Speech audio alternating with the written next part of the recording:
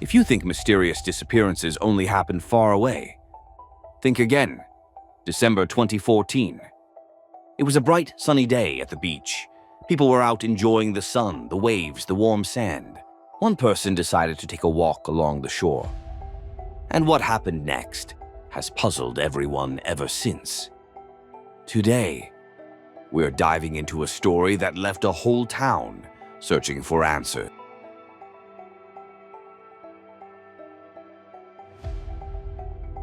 On December 28, 2014, a teenage girl went missing in Uruguay. News of her disappearance quickly spread around the world due to the strange circumstances surrounding it. She didn't vanish late at night in a dangerous area. No, she was walking along the beach in broad daylight, in full view of everyone. Yet it seemed as if the ground opened up and simply swallowed her whole. No one saw anything, no one knew anything. And then, a few days later, her body was found in a location the police had searched multiple times before, raising even more disturbing questions. Lola Chomnalez was born on November 4, 1999, in Buenos Aires, Argentina. She grew up in the family of Adriana Belmonte and Diego Chomnalez, the son of renowned chef Beatriz Chomnalez. In November 2014, Lola turned 15, and her parents decided to give her a trip to New York for the New Year holidays. But before that, they sent her to spend a few days in Rocha, Uruguay, with her godmother's family. On December 27th, Lola arrived in Uruguay, where she was greeted by her godmother, Claudia Fernandez. The girl was clearly in a great mood, which was captured in a photo Claudia took. Claudia, her husband Hernan, and their 2 children were happy to have Lola visiting. They all planned to spend these few days together, enjoying the beach at Barra de Valisas, swimming in the sea, and relaxing. That same evening, Lola, Hernan, and his 14-year-old stepson attended a drum festival taking place in the center of town. Hernan and the boy stayed close to Lola in the crowd, but at some point the stepson drifted away because he got bored. In any case, after the festival, they all returned home together. And the next day, the family went to the beach. Around 3 p.m., Lola asked her godmother if she could take a walk along the shore. She wanted to follow a fairly popular trail leading to the Aguas Dulces Spa Resort, a route known for its scenic locale flora and fauna. Since it was considered a common and safe walking path, and the locals were known for being friendly and welcoming, Claudia agreed. She told Lola what time they would expect her back, and watched her calmly walk away down the beach. Lola was wearing a bikini and denim shorts. She had a backpack with her containing a sarong, a book, her ID, a bottle of water, and a towel. She did not bring her phone. The signal on the beach was poor anyway. Inside her bag was also a wallet with 2,000 Uruguayan pesos. Hours passed, night fell, and Lola still hadn't returned. Her godmother grew worried. The family walked the route Lola was supposed to take, but she was nowhere to be found. In the evening, Claudia called Lola's parents to explain what had happened. She told Adriana that she had already contacted the police, but in reality, it took another 45 minutes before they went to the station and officially reported the teenager missing. The police launched a search for Lola. Since she had disappeared during a walk along the beach, they combed the entire shoreline thoroughly. Helicopters and search dogs were brought in. Lola's parents immediately traveled to Uruguay to assist the police. Almost simultaneously with the start of the investigation, anonymous phone calls began coming to Adriana and Diego. The caller didn't demand ransom or make any requests. He simply claimed that Lola was with him and that she was fine. Unfortunately, this was not true. 2 days later, on December 30th, her body was found partially covered with sand on the beach. The location was an area with many dunes and dense vegetation. There were shallow knife cuts on her neck and traces of blows on her head. The autopsy revealed that Lola had been attacked from behind and then either dragged or forced to walk to the spot where she was found. There, the killer pressed her face into the sand long enough for her to suffocate, confirmed by the sand discovered inside her lungs. After the crime became known, the media in both Argentina and Uruguay erupted with intense coverage. As often happens in such cases, journalists began putting forward their own theories about what might have happened. The first suspicions of Uruguayan police and the press fell on the godmother's family, especially on Hernan. There were several reasons for this. First, they told Adriana and Diego that they had already contacted the police, even though they actually delayed almost an hour before filing the report. Second, the media tried to frame as suspicious the fact that Lola, Hernan, and his 14-year-old stepson attended the drum festival together, and at some point the boy walked away, leaving Lola alone with Hernan.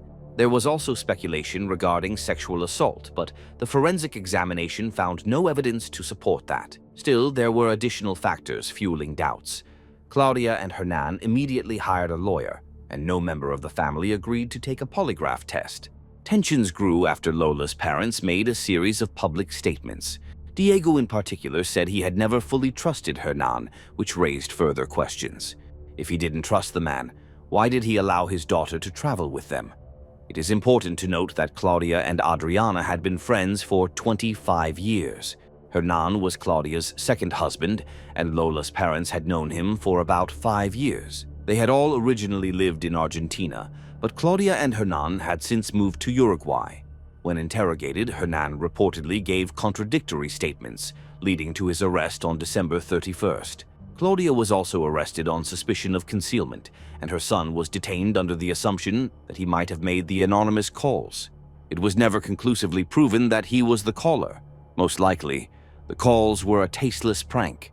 In any case, police questioned all 3 family members for several days, but no evidence emerged against them.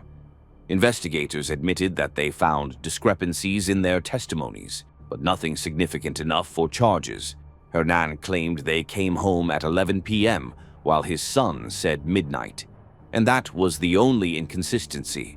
With nothing solid to hold them on, all 3 were released on January 2nd, 2015. Following the public accusations and tension, the relationship between the former friends appeared to collapse. Claudia and her family never again spoke to Lola's parents, not even a phone call to offer condolences. Adriana believes this silence may have been advised by their lawyer, but she still feels that, after 25 years of friendship, Claudia could have reached out simply as a human being. A few days after the body was found, Lola's pink backpack was discovered. It had also been buried in the sand, about 200 meters from where her body had been located. This immediately raised many questions. How could the police miss both the body and the backpack, despite thoroughly searching the beach and the surrounding area multiple times?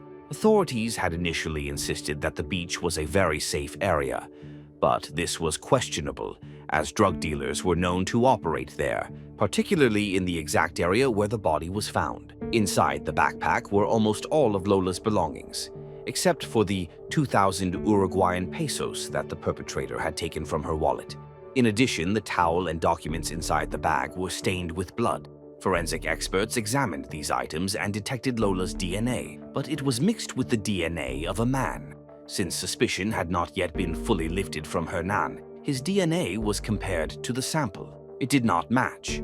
The male DNA was also checked against the Uruguayan police database, but no match was found. After the backpack was found, the first major suspect sparked a wave of attention. He was identified based on witness statements about where he had been on the day of the murder. According to local residents, a man nicknamed El Conejo was working on a rooftop near the beach around the time Lola went for her walk. In the middle of the day, he left for lunch, and his coworkers said he had no money with him. Yet he returned with food and cash. Naturally, the question arose, where did he get the food if he didn't buy it? But that wasn't all. Someone allegedly even saw him with a pink backpack on the very day of Lola's disappearance. The police detained the man, and things quickly escalated. One newspaper reported that he had confessed to the murder. Other media outlets repeated the claim, but it turned out to be untrue. The man gave an explanation for the food, and although police suspected he might have stolen it from beachgoers, there was nothing linking him to Lola's case. He never confessed to anything and later filed a lawsuit against the newspapers that had spread false information. After that, the investigation slowed significantly. The main suspects had already been released and detectives had no solid leads left to pursue. At first glance, it seemed that Lola didn't know anyone in the town, but she had gone to the drum festival in the city center, and being friendly and outgoing, she wasn't shy about talking to people, so the police had to explore that possibility. They detained and questioned around 40 individuals, mostly vendors and drug dealers from the beach, but all of them were released. The situation was further complicated by the constant turnover of prosecutors and judges. Every time a new prosecutor was assigned, they would restart the review of the case from the beginning. But on February 18, 2015, the case seemed to finally make a small step forward. Police received an anonymous phone call. The caller claimed that Angel Moreira, known by the nickname El Cachila, was involved in the crime. Police detained the man and questioned him. Angel worked on the beach, parking cars. He said he met Lola while she was walking along the shore. He approached her to offer some kind of small souvenir trinket. They exchanged a few words about where she was from, when Lola suddenly said she felt dizzy. Angel claimed he offered to take her to a shady spot. He led her to a place covered by dunes and thick bushes, where there was at least some shade and coolness. There, the girl fell to her knees. Angel said he tried to feel her pulse, and when he didn't detect one, he panicked and ran away. His statement sounded extremely strange, but with no evidence against him, the police had to release him. 4 years later, a new prosecutor on the case, Jorge Bass, reviewed the case files again and decided to question Angel once more. After the interrogation on May 22, 2019, Moreira was arrested, this time on charges of aiding and abetting the killer. His DNA did not match the DNA found on Lola's towel and documents, so the prosecutor believed he was helping to cover for the real perpetrator. Bass explained that in Angel's first statements back in 2015, he gave specific details that only someone who was with Lola during the murder could have known. For example, he knew she had fallen to her knees on the sand, something the medical examiner later confirmed, but Lola didn't fall because she suddenly felt dizzy. She fell because she had been stabbed with shallow knife wounds. And yet, despite Angel's arrest, the Chomnalez family would have to wait several more years for an answer to their biggest question. While the investigation stalled, geneticist Natalia Sandberg stepped in, and 7 years after the murder, the case took a turn that now seems decisive. The way investigators finally found the suspect felt like something straight out of a detective novel. Sandberg came up with the idea to trace the genetic lineage of the unknown male DNA found on Lola's towel and documents. There were no matches along the paternal line, but when she looked at the maternal line, she found a slight connection to a prisoner serving time for murder. In other words, the man whose blood was left on Lola's belongings was related to someone already behind bars. The breakthrough came after a triple homicide that shook the region. 3 young Marines were executed with gunshots to the head at a naval facility on Cerro de Montevideo on the morning of May 31, 2020. The victims were Juan Manuel Escobar, 31, Alex Guillen, 25, Alan Rodriguez, 22. Police quickly identified the killer, Jonathan Bragundi. Jonathan was born in Rocha. When investigators located his mother and analyzed her DNA, they made a critical discovery. They were actually looking for another one of her sons, Jonathan's half-brother. The woman told police she had 11 children from different fathers, including 8 boys, and that only one of them had been put up for adoption when he was just 18 days old. And that infant, as it turned out, had grown into the man police had been searching for during all these years. Their new suspect was named Leonardo David Sena. In 2014, at the time of Lola's murder, Sena was homeless, drifting between La Paloma, Chuy, and Castillos, surviving on odd jobs. Recently, he had finally settled in the town of Chuy, lived with a girlfriend, and worked at a bakery. His record with the police stretched back to 2003. Violence, theft, aggression, but none of his offenses placed his DNA into the database, which had only been established after 2012. So on May 18, 2022, police obtained a warrant to search his home. They suspected he would refuse to voluntarily provide his DNA, and they were right. But forensic experts collected his toothbrush and hairbrush. To their shock and relief, the DNA match came back 100% positive. It was him. On May 19th, Leonardo was arrested at the border with Brazil. During interrogation, Sena denied any involvement in the murder. He claimed his DNA ended up on Lola's towel and documents because he had found her pink backpack on the beach, discovered a wallet inside with 2,000 pesos, and stole the money. As for the blood, He said he had cut his hand on a broken bottle at work earlier that day, and when he reached inside the bag, the plaster came off and the wound bled, so he wiped his hand on her towel. But his version quickly fell apart. It seemed like the police were doing everything they could.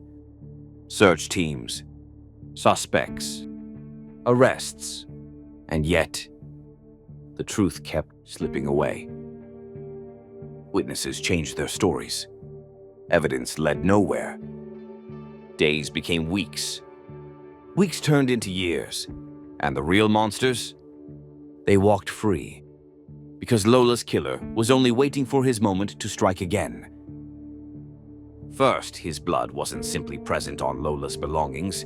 It was mixed with her blood. That could not have happened if he merely stole money from a found bag. Second, according to his story, someone else must have taken the backpack after he did and for no reason buried it 4 kilometers away without stealing anything from it. Even Senna couldn't convincingly defend this absurdity. And finally, his colleagues from December 2014 remembered no bottle incident or cut hand.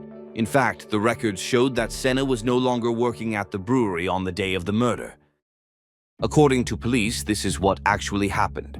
On December 28, 2014, in the middle of the day, as Lola went for a walk along the beach, she was intercepted by Leonardo and Angel. They dragged her into an area filled with dunes and bushes. There, Lola tried to resist, and the kidnappers struck her multiple times on the head and slashed her neck with a knife, causing her to fall to her knees. These injuries, however, were not immediately fatal, and Lola continued to struggle. She likely screamed loudly, trying to attract the attention of other beachgoers or vendors. To force her to stop, her face was pressed into the sand. They held her down too long, which ultimately caused her to suffocate. Police are convinced that violence was the motive, though the attackers did not intend to kill her. They were not prepared for the intensity of her resistance and the struggle from the teenage girl. This theory is supported by Leonardo's criminal record. In 2009, at age 26, he committed a very similar crime. His victim was a 15-year-old girl, like Lola. Leonardo had followed her for several blocks and forced her into a remote wooded area where he committed a serious criminal act. Uruguayan police are confident that at least 2 people were involved in the attack on Lola. Leonardo was therefore charged with murder with aggravating circumstances, and Angel with complicity/cover-up. Prosecutor Jorge Bass demanded a 10-year sentence for Angel and 15 to 30 years for Leonardo. In June 2021, Angel, who had been imprisoned since 2019, was released on parole. Despite psychiatric and psychological evaluations labeling him as aggressive yet impulsively uncontrollable, the judge found no grounds to convict him of aiding a criminal, since aiding someone after the crime is not the same as being an accomplice. However, the prosecutor appealed, arguing that Angel was present before, during, and after the crime. Despite their initial suspicions, Lola's parents, Adriana and Diego, trust the police evidence, agree that 2 suspects were involved, and hope for a swift and fair verdict. Years later, the truth finally came out. Names were revealed. The events of that day are known. But what she went through, no one can ever forget. The waves still crash on that beach. A reminder that danger can hide where we feel safest.